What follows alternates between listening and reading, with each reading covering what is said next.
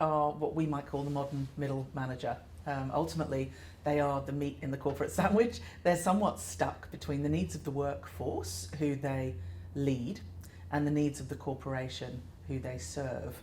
And part of their identity crisis, I suppose, being a B-suite leader, is that they belong to neither cohort perfectly.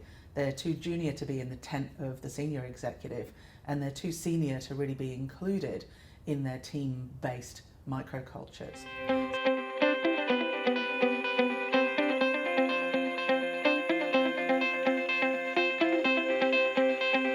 Boston Consulting Group have actually called the B-suite a forgotten and neglected cohort.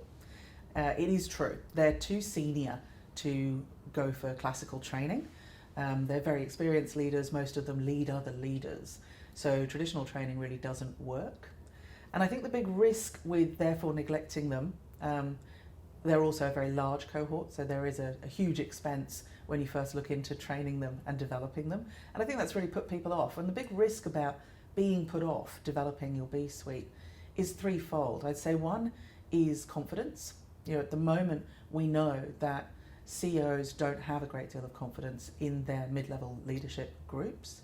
And that lack of confidence in your leader breeds a lack of confidence in your organisation, which will eventually trickle over into your shareholders. So really starting to build confidence back into your mid-tier leadership cohort is absolutely essential for corporate confidence.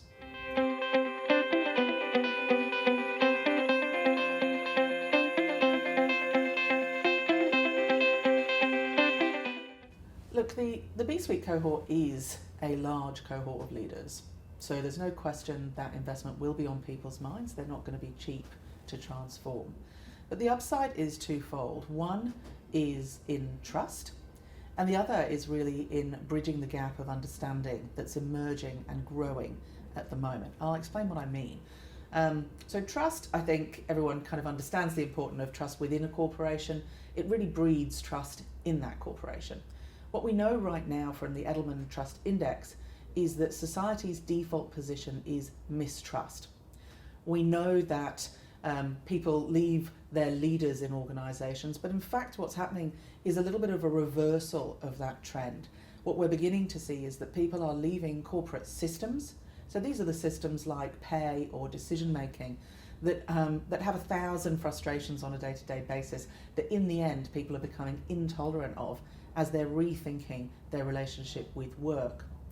A good B-suite leader is the difference between your individuals walking out because of those frustrations or sticking it out.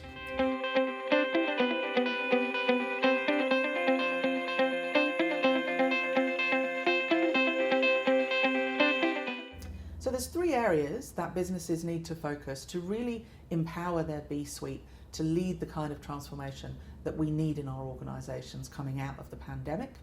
The first area is controlling the pace of work. Workload has been on the rise. Since we've stopped working at home full time, we're beginning to see that our workers are looking to claw back some of that spare time that they happily gave up when they were in lockdown and there was nothing better to do. The problem with that is it leaves a deficit of about 20% a week on a full-time worker in terms of work that they used to be available to do and they're now no longer available to do because they're commuting and they've got their lives outside of work back.